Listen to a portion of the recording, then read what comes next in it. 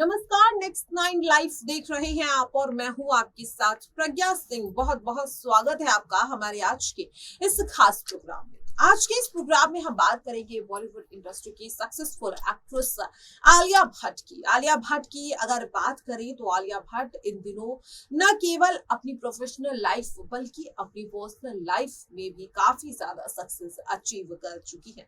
जी हाँ, यहाँ पर आपको बता दें कि 30 साल की आलिया भट्ट ने अपनी जिंदगी के उस मुकाम पर आलिया भट्ट इस वक्त पहुंच चुकी है कि उन्हें पर्सनल और प्रोफेशनल लाइफ दोनों ही जिंदगियों में कोई परेशानी नहीं है। पूरी तरह से खुश आलिया भट्ट है। जहां एक और बॉलीवुड इंडस्ट्री में बड़े बड़े एक्टर्स की फिल्में बुरी तरह से फ्लॉप हो रही हैं, तो ऐसे में आलिया भट्ट बॉलीवुड इंडस्ट्री की इकलौती ऐसी एक्ट्रेस है जिसकी एक नहीं दो नहीं बल्कि साल 2021 और 22 में आने वाली 4 फिल्में 100 करोड़ के क्लब में शामिल हुई। जहां पर अगर बात करें यहाँ पर आलिया भट्ट की फिल्म की, तो फैंस न केवल उनकी फिल्म में उनकी एक्टिंग को पसंद करते हैं, साथ ही उनके लुक्स को भी काफी ज्यादा पसंद करते हैं। इन दिनों अगर आलिया भट्ट की बात करें तो आलिया भट्ट काफी ज्यादा सुर्खियों में बनी रही। पहले अपनी शादी को लेकर, उसके बाद अपनी प्रेगनेंसी को लेकर, फिर फिल्म ब्रह्मास्त्र को लेकर और अब फाइनली अपनी डिलीवरी को लेकर। आलिया भट्ट ने एक खूबसूरत बेटी को बीते 6 नवंबर को जन्म दिया है और इसके बाद आलिया भट्ट को लेकर फैंस काफी ज्यादा खुश नजर आ रहे हैं। लेकिन क्या आप जानते हैं कि बेटी को जन्म देने के ठीक बाद ही आलिया भट्ट की एक गंभीर बीमारी पर बड़ा खुलासा हुआ है। आलिया भट्ट एक गंभीर बीमारी को जूझते हुए उस बीमारी को हरा चुकी है, उस बीमारी को मात दे चुकी है।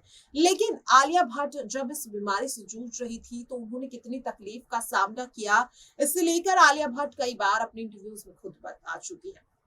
आज के वक्त में हमेशा खुश नजर आने वाली आलिया एक वक्त में ऐसी गंभीर बीमारी का शिकार हो गई थी जिसकी वजह से उनकी जिंदगी पूरी तरह से बदल गई थी। आलिया भट्ट को बीमारी ही इतनी ज्यादा अजीब थी जो फैंस काफी ज्यादा, जब उन्होंने इस बारे में बताना शुरू किया तो फैंस ने उन्हें जज करना शुरू कर दिया, उन्हें ट्रोल करना शुरू कर दिया।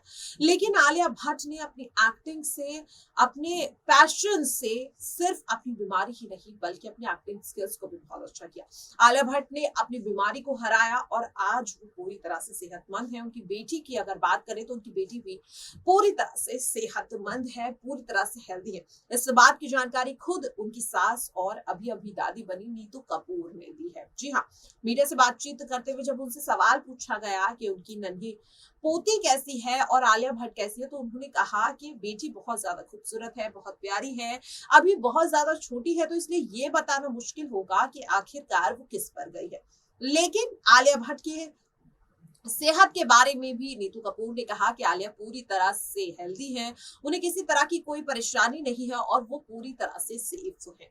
लेकिन आखिरकार ऐसी कौन सी गंभीर बीमारी आलिया भट्ट को हो गई थी जिसकी वजह से एक वक्त में वो बुरी तरह से टूट गई थी। आलिया भट्ट को ऐसी बीमारी थी कि वो बहुत ज्यादा फूट फूट कर रोने लगती थी।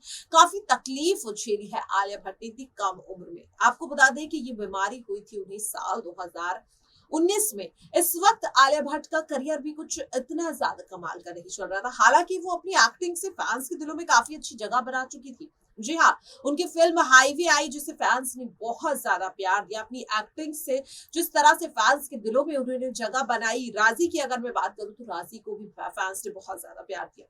ये दोनों ही फिल्में ऐसी हैं जो यहाँ पर अगर बात करें तो इसमें आलिया की एक्टिंग बहुत ज्यादा हर किसी को पसंद आई। हालांकि अगर हाईवे की बात करें तो हाईवे में रणदीप हुड्डा की भी एक्टिंग बहुत ज्यादा खास थी, लेकिन आलिया भट्ट से इस तरह की एक्टिंग किसी ने एक्सपेक्ट नहीं की थी। और हाईवे ही वो फिल्म थी जिसके बाद फैंस का नजरिया आलिया को लेकर बदल गया। लगातार सोशल मीडिया पर ट्रोल होने वाली आलिया भट्ट को सेंसिबल एक्ट्रेस माना जाने लगा, उनकी एक्टिंग की तारीफ होने लगी।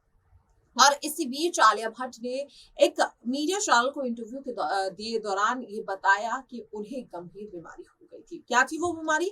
इसके लिए आज के इस प्रोग्राम में हम खुलासा करेंगे और बताएंगे आपको कि आज के वक्त में इतनी ज्यादा मशहूर एक्ट्रेस आखिरकार किस गंभीर बीमारी का शिकार रह चुकी है। तो बिना किसी देरी के अपने इस खास प्रोग्राम की शुरुआत करते हैं।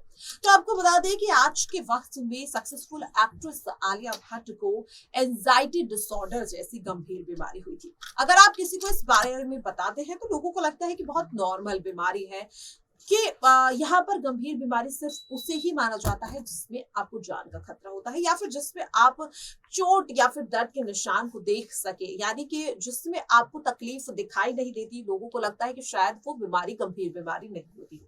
लेकिन आलिया भट्ट ने खुद अपने इंटरव्यू में बताया कि एंजाइटी डिसऑर्डर या फिर डिप्रेशन जैसी बीमारी भी बहुत सीरियस बीमारी होती है।